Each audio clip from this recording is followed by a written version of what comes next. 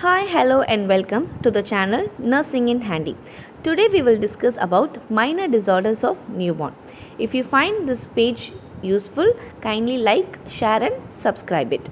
This channel aids as a learning platform for all the nursing fraternities and also the nursing students.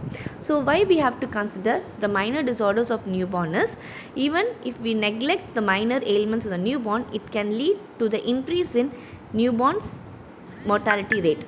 For that purpose only, we have to consider the minor disorders of newborn and give a prompt treatment. The introduction. The minor disorders are most common among newborns. Neglecting the minor health problems is one of the health contributing to the newborn mortality rate. Most mothers observe their babies carefully and often worried of minor physical peculiarities. So we will be discussing about each and every minor disorders in detail. The minor ailments or disorder are a physical condition in which there is a disturbance of normal functioning. So for example, if we consider, if we are having a running nose or fever, we have a disturbance in our normal functioning in day-to-day life. In the same way, in a newborn also, if they are having a minor ailments, so some of the minor ailments we will discuss in detail. If they are having such minor ailments, it will disturb their normal functioning. For that purpose only, even a minor ailments has to be diagnosed properly and a prompt treatment should be given.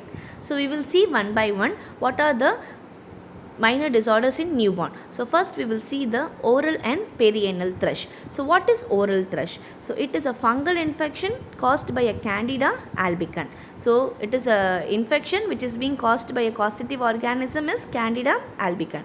It is characterized by white patches in the mouth and tongue. So during the delivery, the baby will be coming out, that is during the vaginal delivery, the baby will be sweeping the perineum and coming out from the perineum. In the same way, what happens is that infection gets to the baby's mouth and tongue.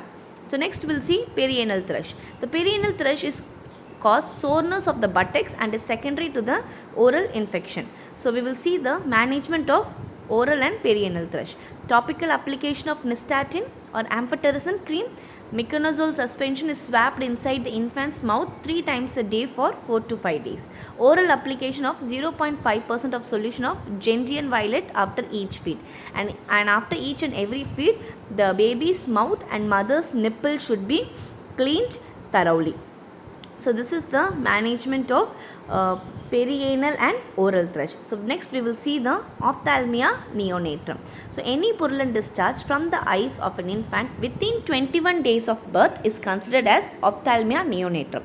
The baby's eyes are contaminated during the passage through the birth canal from a mother infected with either Neisseria gonorrhea or Chlamydia trachomatis. So this is the ophthalmia neonatum. Next we will see what is the management. The infected eyes are cleaned with sterile swabs moistened with normal saline. The chloramphenicol is commonly used, but erythromycin or gentamicin, that is 0.5% ointments or 1% silver nitrate solution can also be used for chlamydial infection, and polymaxin for Pseudomonas aeruginosa. So how we have to clean the infected eyes is, we have to clean from inner canthus to outer canthus. For each eye we have to use the different cotton swabs, and also for each stroke we have to use only one cotton swabs. So that the cross infection or recurrence of infection can be prevented. So we have to be very careful in cleaning the eyes of newborn. So next is omphalitis. So omphalitis is the infection of umbilicus in the neonate due to bacterial infection. The signs and symptoms include cellulitis around the umbilical stump, that is redness, warmth, pain and swelling, fever, poor feeding, and offensive odor from the umbilicus is known as omphalitis. Next we will see the management of omphalitis is, the discharge from the umbilical lesion should be sent for the culture to determine the organism and its sensitivity. On the basis of the report, the antibiotics are started, that is neomycin, bezatricin powder is applied locally. So next we will see the neonatal mastitis. The enlargement of breast occurs in full-term babies of both the sexes on 3rd and 4th day and may last for few days or even weeks. So lack of inactivation of progesterone and estrogen after birth due to immaturity of neonatal liver leads to further rise in the level, thus resulting in hypertrophy of the breast. So the management of neonatal mastitis is, if the abscess forms, the incision and drainage are done. Antibiotics therapy, that is clindamycin and vancomycin and oxacillin, that is 100 to 200 mg per kg per day in a 4 divided doses is given. Antiseptic compresses, local massage should be given, and mothers should be reassured regarding the disease condition, that is the symptoms, and also the treatment for the neonatal mastitis should be encouraged to the mother.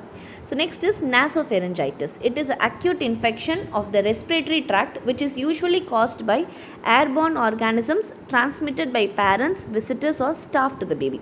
So symptoms include running nose, excessive cry, coughing, sneezing and deep sleep disturbances, swelling, enlargement, tenderness and nipple discharge. So the management should include nursed in a single room and the baby should be given extra fluid.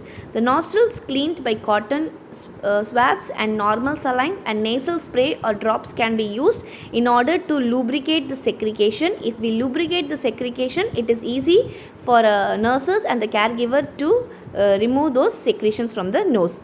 Next is excessive crying in the newborn. Newborn cry every often due to a number of reasons. So as the adult population, we can express our feelings and tell for what reasons we are crying, but a newborn cannot express everything to the caregiver. The only way they can express is crying. So according to the need, according to the reason, we have to give the management to the babies. So if we have to frequently feed the baby if they feel hungry, and the baby should not be left alone, and the baby should be covered. So next is abdominal distension. Baby with periodic distension should cause by any complication of severe gastroenteritis, constipation with ineffective peristalsis, intestinal obstruction. The signs and symptoms include abdominal distension. The management, a flatus tube may be inserted to remove the excessive gas. Dehydration should be treated. In case of obstruction, nasogastric tube aspiration and continuous drainage may help to decompress the stomach. So next is constipation. Prolonged straining and forceful efforts at defecation with passage of hard stools is called constipation due to insufficient fluid or milk intake. So symptoms: lack of sleep, irritability, abdominal pain and also abdominal distension will be there in case of constipation. So management is milk of magnesia 1 teaspoon twice a daily. Apply lubricant over anal region. Best managed by giving frequent breastfeeding and avoid bottle feeding. So next is diarrhea. So baby develop increase in frequency of stool if the mother is taking some of the medications like ampicillin, tetracycline or certain laxatives. Intake of large quantities of glucose water and honey by the baby also causes diarrhea and due to overfeeding. So these are all the causes of diarrhea in the baby. So we'll see the management. Avoid bottle feeding and maintain the hygiene. Even if you do the bottle feeding, you have to do the proper cleaning and sterilization of all the feeding articles. And wash the nipple after each feed. Put on exclusive breastfeeding. Mothers who are breastfeeding should avoid foods that could trigger the diarrhea in the babies. Keep the diaper changing area clean and reduce the discomfort of the baby so that the baby will not have any rashes over the buttock region. Next is pain in neonates. The interpretation of pain is subjective. So observation of child's behavior also helps to identify the pain. The baby may be irritable, anxious, show the limitations of movement, excessive crying and adoption of specific position that causes the comfort in the babies. So by crying, we have to identify for what reason the baby is crying, and if you feel the baby is having pain in particular region or the baby is following any specific position, we have to diagnose that the baby is crying for some of the reasons. So we have to remove those discomfort from the baby so that the pain can be reduced and it will lead to a normal functioning of the newborn. So what are the management we can do for the pain in newborns is mother's touch, soothing words and cuddling provides a sense of security and love to the baby. Local application of soothing lotions, application of heat and cold compress may be prescribed for superficial and peripheral pain. So next is vomiting. So vomiting is a forcible ejection of gastric contents. There are several causes of vomiting like gastric irritation, reflex vomiting, emotional disturbances due to faulty techniques of feeding. So we have to provide a proper techniques of feeding. Then we can avoid the vomiting in the newborns. So what the management is, the proper advice regarding feeding and burping must be imparted to all the mothers. Proper technique of breastfeeding should be taught. Avoid bottle feeding. Even if they are doing bottle feeding, we have to do the proper cleaning and sterilization of all the articles. Antiemetic medication should be administered as prescribed. So next is a physiological jaundice. It appears on the second day of birth, reaches peak on the fourth or fifth day and disappears by 8 to 10 days. It is yellow color of skin, usually appearing on the face, chest, abdomen and legs due to the excess bilirubin in the blood. So management is exposing the baby to sunlight for about 10 to 20 minutes. While exposing the baby to sunlight, baby's eyes and perineal area should be covered. Usually correct itself in a few days. If not, the baby should be kept in the phototherapy. Next condition is sore buttocks and napkin rashes. So use of nylon or watertight plastic napkins and delay in changing the napkins causes redness. So management is, the bottom should be cleaned gently with a wet cotton and kept dry and exposed to air. Application of oil can also provide a soothing effect in the baby. So there are various reasons for this. We have to identify what are the causes and we have to rectify the condition. So next is role of nurse. Screen out high risk babies. In normal delivery, the baby should be checked for their skin conditions, their all normal physiological conditions and normal functioning, and also we have to initiate the mothers for breastfeeding. Avoid the bottle feeding. Instead of bottle feeding, we can go for katori spoon feeding or palade feeding. And if they are feeding with any articles, we have to do a proper cleaning and sterilization of all the articles, and we have to consider each and every minor elements in the newborn, and we have to give the prompt treatment in order to prevent the complications in the babies. So this is for the reference from the pediatric nursing, and from the obstetric books we have collected the reference for this content. And if you have any doubt, you can drop down in the comment box and you can ask your doubts, and you can also tell me next what topics can be taken and subjects related to nursing can be discussed. So next we will have a session of question and answers.